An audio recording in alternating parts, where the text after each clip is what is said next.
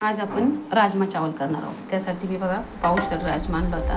रात्री मी तो भिजत घातला आणि आता तो सकाळी करायला घेतला आहे. त्याच्यातलं 1-2 पाण्याने धुतला आहे मी तो राजमा.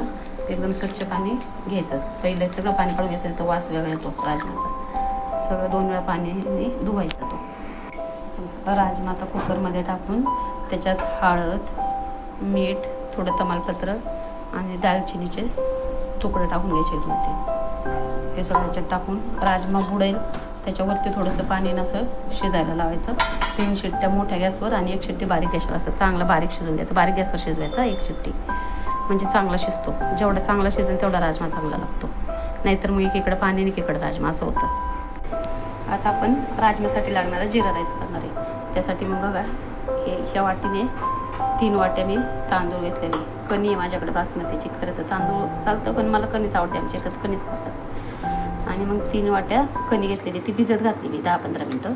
आणि आता आपण त्याच्यासाठी जिरा राईस करणार आहे. तर मी बघा त्यात 1 चमचा जिरं, 4-5 लवंगा आणि 4-5 मिऱ्या घेतलेल्या आहे. दालचिनीचे 1-2 तुकडे घेतलेले आणि तमालपत्र घेतलेले.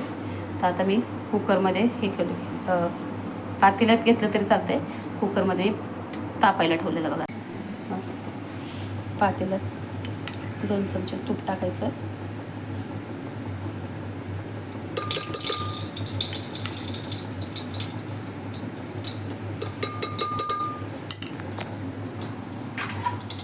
त्याच्यात हे जिरी, मिरी, लवंग, दालचिनी हे साहित्य टाकून घ्यायचं.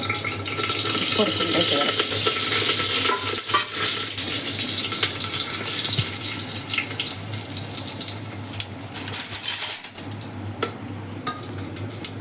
परतलं त्यात मी 3 वाट्या तांदूळ घेतलेले. त्याच वाटीने मोजून 6 वाट्या मी पाणी घेतलेलं आहे. ते पाणी आता ह्याच्यात टाकून द्यायचं आणि मीठ टाकायचं. उकळी आली की मग त्याच्यात ते तांदूळ निथळून तांदूळ टाकायचे.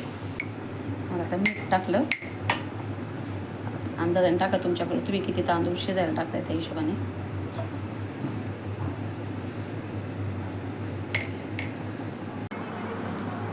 आता बघा हे एवढे मी 4 कांदे घेतलेले आहेत आणि हे मोठे 2 टोमॅटो घेतलेले आहेत. हे चिरायचे आणि मिक्सरला वाटून घ्यायचे कांदे आणि टोमॅटो. कांदा आणि टोमॅटो चिरेपर्यंत पाण्याला उकळी आली. बघा मी असं कांदा आणि टोमॅटो चिरून घेतलं आहे. पाण्याला उकळी आली. तर त्याच्यात आपण हे तांदूळ टाकूया निथळून. तुम्ही पातेल्यात केलं तरी चालेल. माझ्याकडं आता पातेलं मी हे केलं म्हणून ह्याच्यात हे करते. मोकाच करणार आहे मी, त्याची काही शिट्टी वगैरे काही घेणार नाही.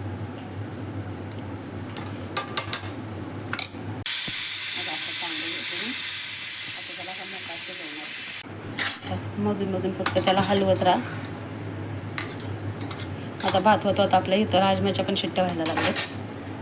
भातात आता व्हायला लागला. पाणी आटत आलं त्यातलं. थोडं झाकण ठेवायचं. मध्ये झाकण ठेवते. थोड्या वेळाने लगेच काढणार, बारीक गॅस करून ठेवते.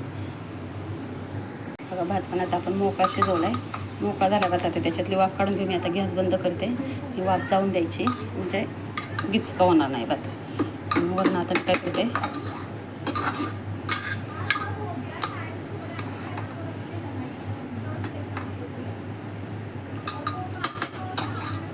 हो मोकळा झाला भात.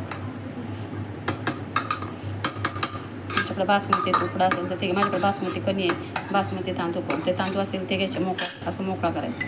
वरून 1 चमचा मी तूप टाकते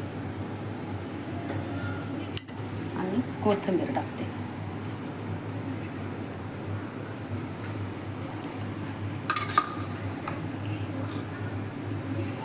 छान झालं बघा. मी आता ही कांद्याची पेस्ट करून घेणार आहे.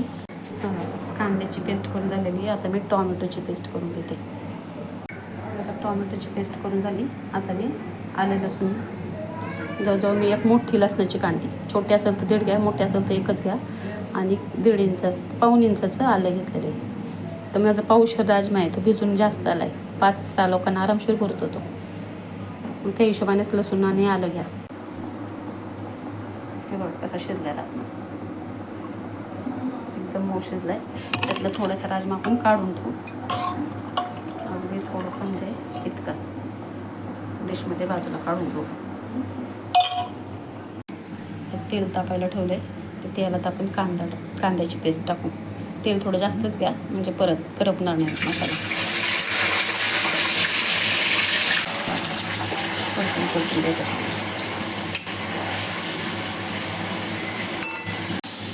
कांदा तेल सोडायला लागले.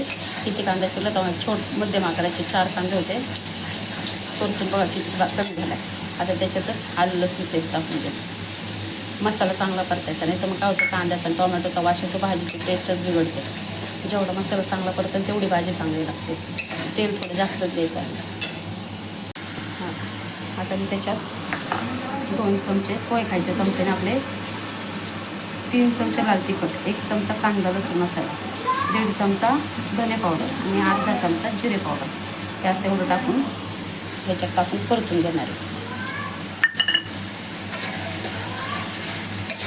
किचन किंग मसाला पण 1 चमचा टाकला त्याच्यात.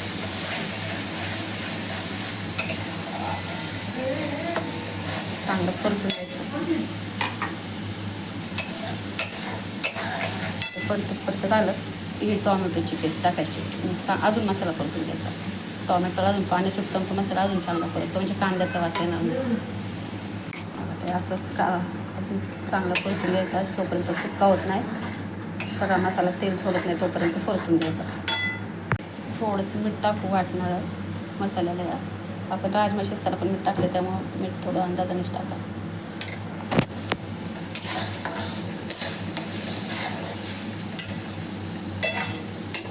साईडने थोडं पाणी टाकून वाटण्याचंच.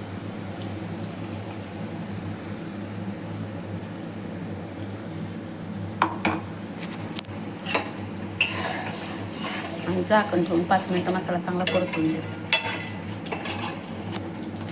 झाकण ठेवतो आता. मसाल्याचं तेल सोडलं आहे, मसाला चांगला परतत आला आहे. हलवून घ्यायचं नाही. आता झाकण काढले. आता बघा त्याच्यात आता हा राजमा टाकून द्यायचा.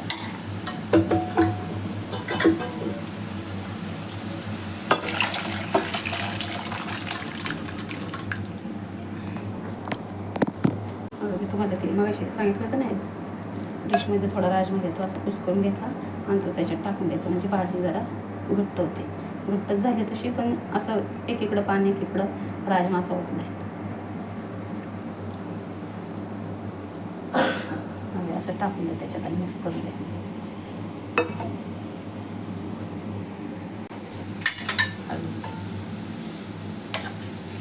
आता उकळी द्या 5-7 मिनटं. झाला राजमा तयार. त्याच्यावर थोडी कोथिंबीर टाकायची की राजमा तयार. राजमा आता आपला चांगला झालेला आहे. आता आपण याच्यात तडका टाकून देऊ. तडक्यासाठी बघा मी 1 चमचा तूप गरम केले. त्याच्यात लसूण टाकायचा.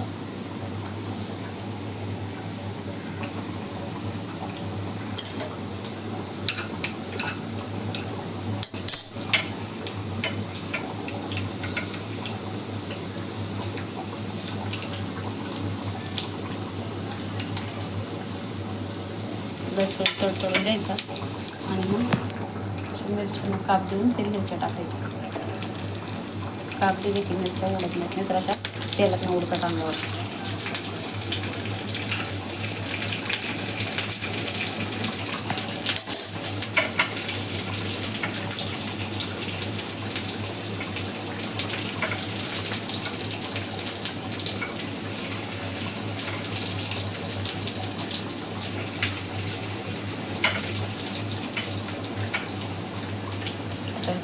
तडका याच्यावर टाकायचं. भाजीचं बंद करूया त्याच्यावर तडका टाकून